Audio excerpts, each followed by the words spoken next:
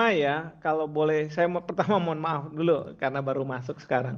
Nah, tapi terkait dengan masalah yang kita bahas ini, saya setuju nih bahwa gencatan senjata ini harus dikritisi. Kenapa saya katakan setuju untuk dikritisi? Karena ada empat hal. Pertama adalah tim mediator, itu kan dari Qatar, Mesir, dan Amerika Serikat. Amerika Serikat itu ada dua kubu sebenarnya, kubunya Joe Biden dan Oke. kubunya Donald Trump. Hmm. Dan yang saya dengar di media bahwa kubunya Donald Trump lah yang sangat Agresif ya. dominan. Oke. Ya. Nah, kemudian saya berpikir biasanya kalau Partai Republik ini adalah partai yang suka perang gitu Yes, ya. George Bush ya. Berbeda sama Partai Demokrat Yes, ya. yes, yes. Dan di situ terlihat ya dalam berita-berita itu bahwa eh, kubunya Donald Trump ini justru yang mendesak Israel agar mau menerima gencatan senjata ini. Ya. Karena bagi Israel, terutama di bawah Perdana Menteri Netanyahu, sebenarnya mereka nggak mau terima gencatan senjata Ya. ini. Karena apa? Menurut Netanyahu, menang itu kalau ada tiga hal. Pertama, Sandra dibebaskan. Yang kedua, petinggi-petinggi Hamas dan pengikut-pengikutnya harus dihabisi. Nah, yang ketiga, Gaza harus dikuasai oleh Israel. Jadi Gaza itu bisa dikuasai seperti West Bank, Ya. tepi barat gitu Ya. kan. Nah, karena apa? Supaya di kemudian hari tidak akan ada serangan-serangan dari Gaza ke Israel. Nah, itu makanya mereka ingin menguasai. Maka saya kemarin agak, ya mohon maaf ya, agak keras ngomong ketika 2 juta rakyat Palestina mau direalokasi ke Indonesia dan oleh publik Indonesia, oh senang, bagus, alhamdulillah, Allahu Akbar. Saya bilang, gimana mereka keluar dari tanahnya nanti? Ya, ya, ya. Tanah mereka diambil sama Ya. pemukiman Israel. Ini orang Indonesia ini kadang-kadang Ya, ya, ya. antara naif sama bodoh tidak ada bedanya. Ya, maka saya katakan tolong dipikirkan baik-baik.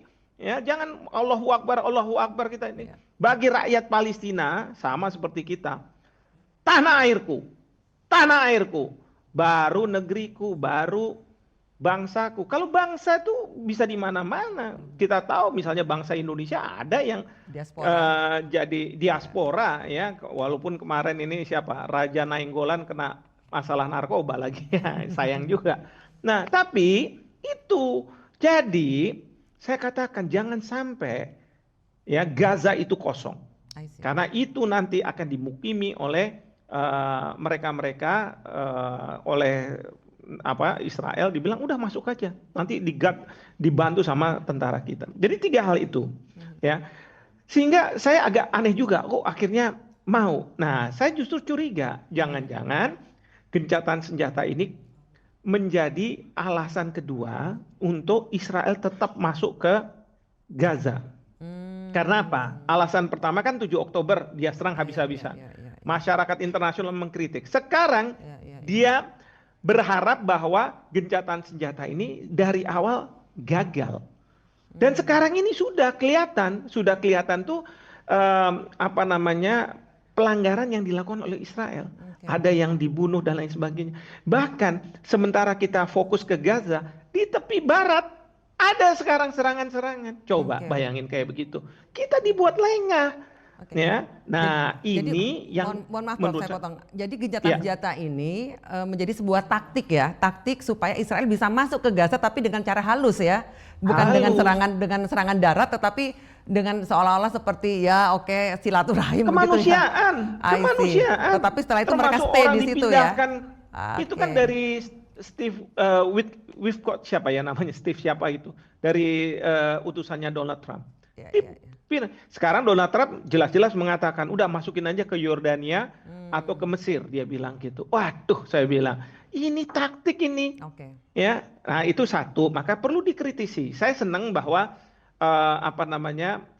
rakyat Palestina sekarang bisa berbondong-bondong ke tempat tinggalnya. Tapi kan sekarang akan bermunculan lagi nih, mana nih yang Hamas dan lain sebagainya. Mungkin itu akan diserang. Dan Hamas itu nggak hanya pejuangnya sekarang, eh, juga tidak pengikutnya, tetapi juga anak-anak kecil yang suatu hari jadi pejuang Hamas dihabisin sama Israel. Bahkan perempuan-perempuan yang akan melahirkan pejuang-pejuang Hamas dihabisin juga sama Israel. Nah, ini yang kita harus waspada. Itu yang pertama. Lalu yang kedua, bagaimana posisi kita Indonesia? Gini, sebagai pressure group ya, saya sebenarnya berharap Bapak Presiden seperti ketika beliau menjadi Menteri Pertahanan. Ya, udahlah kita nggak usah bicara kita menjadi mediator deh. Orang gencatan senjata udah ada kok mau mediator. Apa yang harus kita lakukan? Hadir secara fisik, tapi untuk masalah kesehatan. Ya, kemanusiaan, makanan. Hadir. Kalau kemarin sudah dikirim sekian berapa batalion, saya nggak tahu berapa itu ya, kesehatan. Sekarang kirim lagi. Ya, sekarang kirim, masukkan mereka ke Gaza. Ya, kalau kemarin masih di Rafah, masih di mana pinggir-pinggir, sekarang masuk ke Gaza. Ya, kenapa? Karena kalau kita sudah masuk ke Gaza, ya, katakanlah mau memunculkan perang lagi, paling tidak negara-negara ini, Israel dan lain sebagainya, mereka akan reluctant, mereka akan khawatir, ya kan? Ini ada negara lain udah masuk. Nah, kita bisa menjadi pelopor untuk di sini. Kalau kita berani masuk, mudah-mudahan negara-negara Timur Tengah yang ada di sekeliling juga mereka akan masuk. Ya, lalu kemudian negara-negara lain akan masuk. Ya, karena sekarang kita akan mempengaruhi bukan pemimpinnya, tetapi rakyat dari negara tersebut. Jadi rakyat-rakyat kalau misalnya pemimpinnya tidak mau mengirim, ya mungkin rakyatnya sendiri dia akan masuk. Tapi kita menjaga mereka, misalnya di situ. Ini penting, ya yang kedua. Yang ketiga, tentu kita harus menegosiasikan dengan pihak-pihak di Palestina yang berbeda pandangan. Karena ada yang menginginkan bahwa Palestina merdeka tanpa kehadiran Israel. Israel harus hilang dari muka tanah Palestina. Tapi ada yang mengatakan, oke, kita menjadi negara merdeka didampingi oleh negara Israel. Ya. Jadi two state solution ya, Prof? Two state solution. Dan ini yang selalu didengungkan juga oleh Indonesia. Tinggal masalahnya bagi Indonesia itu harusnya tanahnya itu sebelum tahun 1967. Kalau sekarang semakin lama semakin kecil nih. Terutama di West Bank itu. Ya kan? Nah, jadi kita Indonesia harus mengatakan, udahlah, mungkin two state solution adalah yang terbaik. Yang penting kamu merdeka, ya Palestina. Nah, kalau misalnya kita sudah masuk di sana, kita pelopori, lalu tinggal sekarang kita bilang sama Amerika Serikat, ya, bilang tuh sama Israel, pokoknya kalau misalnya nanti diakui, nanti kita jamin bahwa dari Gaza tidak akan ada serangan-serangan. Memang kekhawatiran dari Israel kalau misalnya Palestina merdeka, tapi mereka masih juga menerima serangan-serangan dari Gaza, ya kan mereka nggak bisa mengendalikan, dia nggak bisa mengontrol. Apalagi kalau ini udah jadi sebuah negara, ya kan nggak bisa mengontrol. Nah itu yang jadi ketakutan besar dari Israel.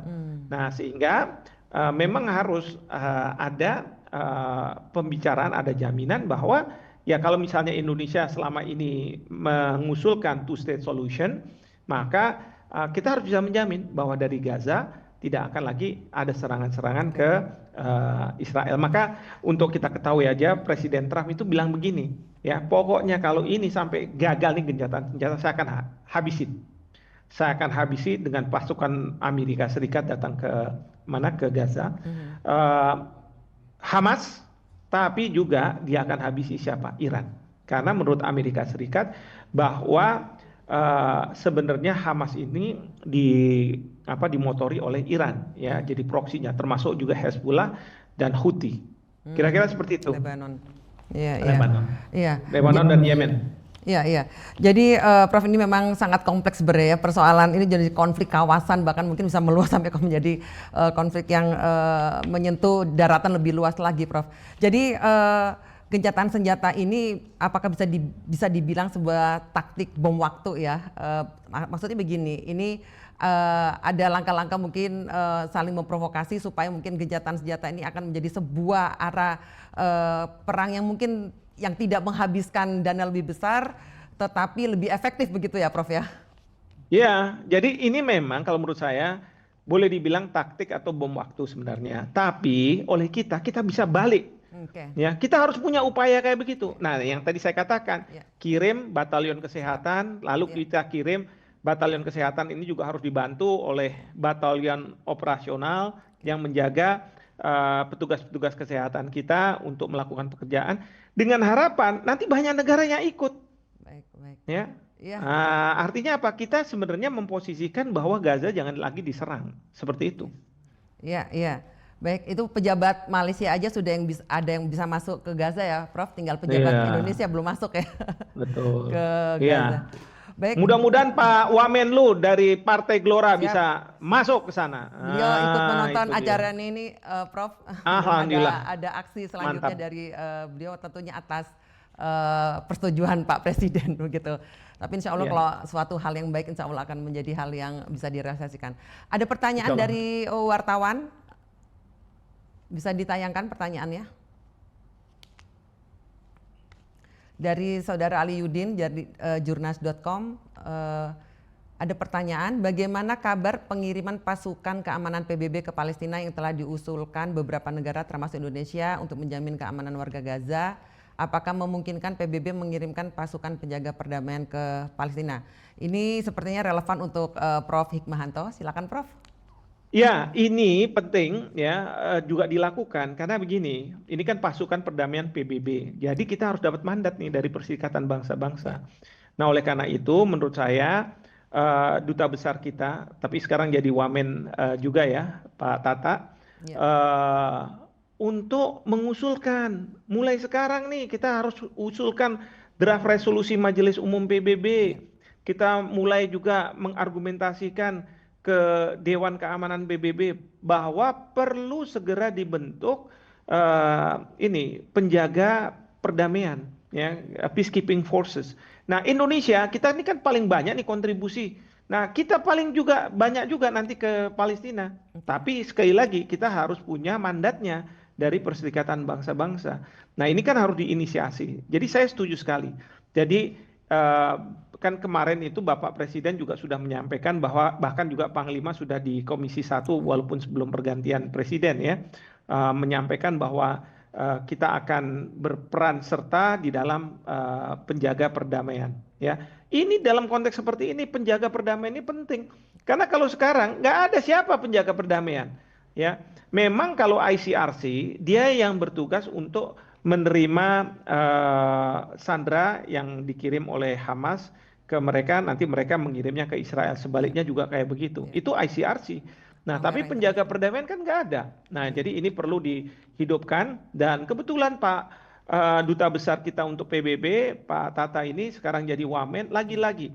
Ya, jadi Pak Anies Mata bisa datang ke sana, sementara Pak Tata bisa pergi ke New York untuk memastikan ada resolusi Dewan Keamanan untuk pembentukan pasukan perdamaian PBB. Nanti tinggal pasukan kita masuk ke sana. Ya, ini termasuk langkah yang strategis ya, Prof, untuk Sangat ikut strategis, mempertahankan gencatan senjata ini bisa menjadi lebih permanen ya, Prof ya.